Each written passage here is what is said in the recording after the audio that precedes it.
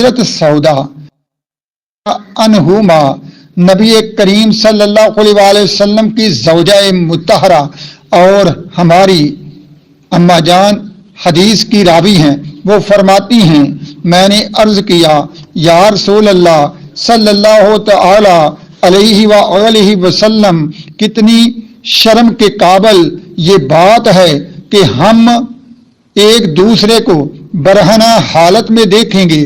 نبی کریم صلی اللہ علیہ وآلہ وسلم نے فرمایا کہ اس روز یعنی قیامت کے روز لوگ اپنی اس حالت سے بے خبر ہوں گے، لاپرواہ ہوں گے، جیسے دنیا میں برائی کرتے وقت انسان ننگی حالت میں بھی خود کو بھولے ہوئے ہوتا ہے اور اس کے دل میں یہ خیال تک نہیں آتا کہ میرا پروردگار برہنہ حالت میں مجھے دیکھ رہا ہے۔ اللہ رب العزت نے قرآن پاک کی سورت عبس کی آیت نمبر 37 میں ارشاد لِكُلِّ امْرِئٍ مِّنْهُمْ يَوْمَئِذٍ شَأْنٌ يُغْنِيهِ، ہر شخص کو ان میں سے اس دن ایسی فکر ہوگی جو اسے سب سے بے پرواہ کر دے گی۔ اے لوگو، وہ دن بڑا سخت اور عظیم ہوگا جس دن 70 ننگے ہوں گے اور اس کے باوجود نظر اس دن کی طرف توجہ ہونے سے معمون ہوگی۔ ایک دوسرے کی طرف کس طرح حال ہوگا جبکہ بعض لوگ تو پیٹوں اور منہوں کے بال چل رہے ہوں گے۔ مطلب یہ کہ روز قیامت کچھ لوگ پیٹوں کے بال اور کچھ لوگ منہوں کے بال بھی چل رہے ہوں گے اور دوسروں کی طرف توجہ کرنے کی ان میں ہمت ہی نہیں ہوگی۔ وہ اپنے حال میں ہوں گے، کسی دوسرے کو کس طرح دیکھ سکیں گے۔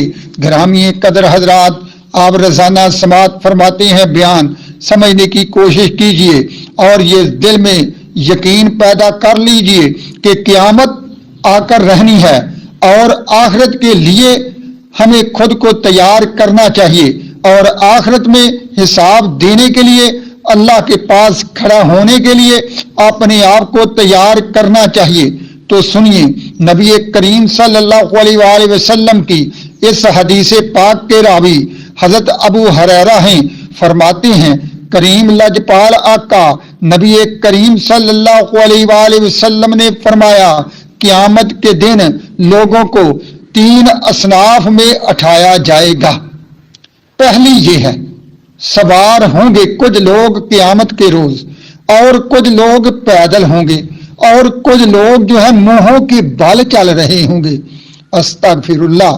ایک آدمی نے عرض کیا یا رسول اللہ صلی اللہ تعالی علیہ وآلہ وسلم، منہوں کے بال لوگ کیسے چلیں گے؟ نبی کریم صلی اللہ علیہ وآلہ وسلم نے فرمایا اے بندے سن، جس اللہ رب العزت نے تجھے قدموں پر چلایا ہے وہی اللہ رب العزت چہروں کے بال بھی چلا سکتا ہے۔ اور سن، آدمی کی فطرت یہ ہے کہ جس چیز سے واقف کاری نہ ہو، مانوس نہ ہو، اس چیز کا ہی انکار کر دیتا ہے۔ اگر انسان نے سانپ کو برق رفتاری سے پیٹ کے بال چلتے ہوئے نہ دیکھا ہوتا تو پاؤں کے بغیر چلنے کا بھی یہ ضرور انکار کر دیتا۔ اسی طرح جس نے پاؤں کے ساتھ چلنے کا منظر نہیں دیکھا، اس کے نزدیک پاؤں سے چلنا بھی بعید از قیاس یعنی عقل سے دور ہے۔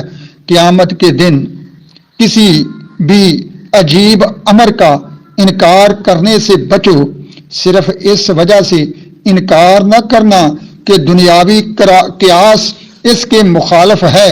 اگر تو نے دنیا کے عجائبات کا مشاہدہ نہ کیا ہوتا اور پھر تمہارے سامنے یہ پیش کر دیے جاتے تو یقیناً تم اس کا بھی انکار کر دیتے۔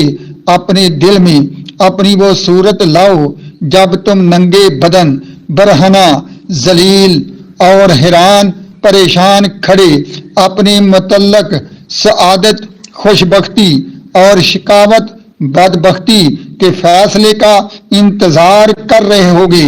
مطلب یہ کہ قیامت کے قیامت کے دن لوگ برہنہ حالت میں ہوں گے، ننگے، اور انہیں یہ خبر بھی نہیں ہوگی کہ ہم ننگے ہیں، اور دنیا میں ان کو اس چیز کا خیال کرنا چاہیے اور غور و فکر کرنا چاہیے کہ جب فیصلے کا انتظار ہم کر رہے ہوں گے تو یہ حالت ہماری بہت ہی سخت ہوگی۔ پھر مخلوق کی بھیڑ اور اجتماعی اکٹھ میں غور کرو اے لوگو، جبکہ میدان محشر میں ساتوں آسمانوں اور ساتوں زمینوں کے ملائکہ، جنات، انسان، شیاطین، وحشی جانور، درندے اور سواریاں جمع ہوں گی۔ سورج کئی گنا زیادہ حرارت سے چمک رہا ہوگا، اپنی نرمی والے کام سے بدل چکا ہوگا، کعبہ قوسین کی طرح سروں کے اوپر ہوگا۔ رب العالمین کے عرش کے سایہ کے علاوہ زمین پر کوئی سایہ نہیں ہوگا، اور وہ بھی صرف وہی لوگ جو مقربین ہوں گے ان کو مل سکے گا۔ کوئی عرش کے سایہ میں اور کوئی سورج کی تیز گرمی میں ہوگا۔ سورج اپنی گرمی سے پگھلائے گا، سورج کی شدت سے اس کا کرب اور غم سخت ہو جائے گا۔ پھر لوگ ایک دوسرے کی اوٹ لیں گے۔ سخت بھیڑ اور پاؤں پر پاؤں پڑنے کی وجہ سے لوگ ایک دوسرے کو دھکیلتے ہوں گے۔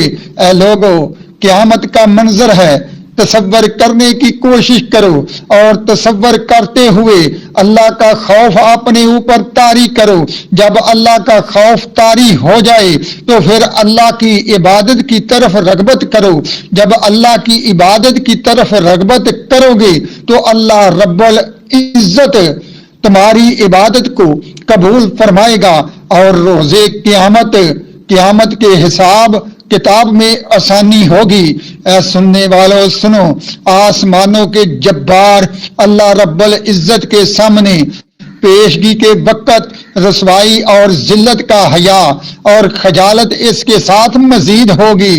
اے لوگوں سنو، سورج کی گرمی، سانسوں کی گرمی، دلوں کے جلنے کی گرمی حیا اور خوف کی آگ کے ساتھ اکٹھی ہو جائے گی۔